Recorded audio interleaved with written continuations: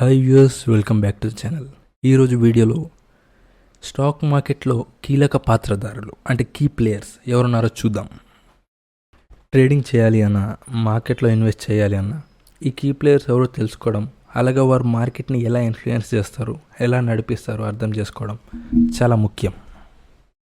Stock మార్కెట్లో ఉన్న మెయిన్గా ఈ కీ ప్లేయర్స్ ఎవరంటే retail investors, institutional investors, stock brokers, market makers and regulatory markets. Coming to retail investors అంటే మీలాంటి నాలాంటి వాళ్ళు మన పర్సనల్ యూజెస్ కోసం మార్కెట్లో మనం ట్రేడింగ్ చేస్తే మన పర్సనల్ అకౌంట్తో వారిని రిటైల్ ఇన్వెస్టర్స్ అంటారు. అయితే మనలాంటి రిటైల్ ఇన్వెస్టర్స్కి మార్కెట్లో చాలా ఇంపార్టెన్స్ ఉంది. మనం చేసే చిన్న చిన్న ట్రేడ్స్ ఏవైతే ఉన్నాయో అవి చిన్న చిన్న కంపెనీ షేర్ ప్రైజెస్ మీద ఎఫెక్ట్ చాలా చూపిస్తాయి. Now institutional investors. ఈ ఇన్స్టిట్యూషనల్ ఇన్వెస్టర్స్లో mutual funds, pension funds, insurance companies and hedge funds నుండి ఇన్వెస్ట్ చేసే వాళ్ళు ఉంటారు. అయితే ఈ ఇన్స్టిట్యూషనల్ ఇన్వెస్టర్స్ పెద్ద మొత్తంలో ట్రేడ్ చేస్తారు, అంటే పెద్ద మొత్తంలో మనీ ఇన్వెస్ట్ కూడా చేస్తారనమాట. సో వారి డెసిషన్స్ మార్కెట్ పైన ఎక్కువ ప్రభావం చూపిస్తాయి. ఈ ఇన్స్టిట్యూషనల్ ఇన్వెస్టర్స్ దగ్గర ఒక రీసెర్చ్ అనలిస్ట్ టీమ్ ఉంటుంది అండ్ ఇన్వెస్ట్ చేయడానికి అడ్వాన్స్డ్ సాఫ్ట్వేర్స్ కూడా వీళ్ళు వాడతారు. Coming to stock brokers. వీళ్ళు బయర్స్ అండ్ సెల్లర్స్కి మధ్యలో మధ్యవర్తులుగా వ్యవహరిస్తారు. Stock brokers retail investors and institutional investors తరపున ట్రేడ్స్ చేస్తారు. ఈ స్టాక్ బ్రోకర్స్ వారి క్లయింట్స్కి ఇన్వెస్ట్మెంట్ రిలేటెడ్ వాల్యుబుల్ సజెషన్స్ కూడా ఇస్తూ ఉంటారు. వీళ్ళు డైరెక్ట్గా మార్కెట్లో ఇన్వెస్ట్ చేయకపోయినా వాళ్ళ క్లయింట్స్ చేసే ట్రేడ్స్ ఏవైతే ఉన్నాయో వాటి నుంచి కమిషన్ అండ్ బ్రోకరేజ్ ద్వారా ఇన్కమ్ సంపాదిస్తారు. ఈ మార్కెట్ మేకర్స్ అంటే ఎవరో చూద్దాం. మార్కెట్లో లిక్విడిటీ మెయింటైన్ చేయడానికి వీళ్ళు చాలా ముఖ్యమైనవారు.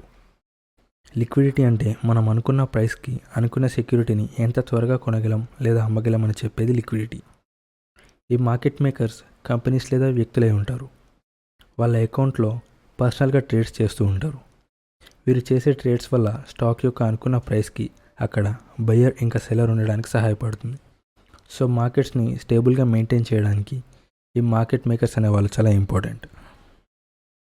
రెగ్యులేటరీ బాడీస్ అంటే సెబీ లాంటివి రెగ్యులేటరీ బాడీస్ అంటాం మనం. ఈ సెబీ గురించి మనం సెకండ్ వీడియోలో ఇంట్రడక్షన్ చూసాం. సెబీ లాంటి organisations rules and regulations maintain చేస్తాయి. స్టాక్ మార్కెట్ ఎలా రన్ అవ్వాలి అని రెగ్యులేట్ చేస్తాయి. ఇన్వెస్టర్స్ మోసాలు చేయకుండా ఫెయిర్గా ట్రేడింగ్ చేయడానికి, ఇంకా మార్కెట్ని ఇల్లీగల్గా మ్యానిపులేట్ చేయడానికి లేకుండా ఈ రెగ్యులేటరీ బాడీస్ అనేవి నియంత్రిస్తాయి. Financial advisers and analyst.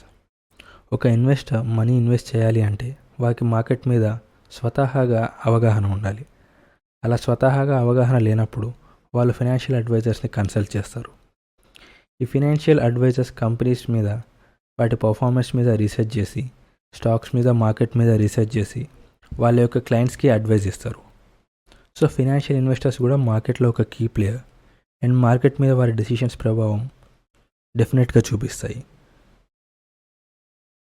So ఇప్పటి వరకు మనం చూసిన కీ ప్లేయర్స్ ఎవరో ఇంకొకసారి చూద్దాం. వాళ్ళు retail investors, institutional investors, stock brokers, market makers, regulatory bodies and financial advisers or analysts. So ఈ వీడియో టాపిక్ ఇక్కడితో ఎండ్ చేద్దాం.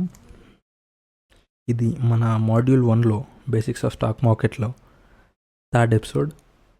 సో నెక్స్ట్ 4th ఎపిసోడ్లో వీడియోలో అసలు ఇండియాలో ఉన్న డిఫరెంట్ స్టాక్ ఎక్స్చేంజెస్ ఏంటో చూద్దాం.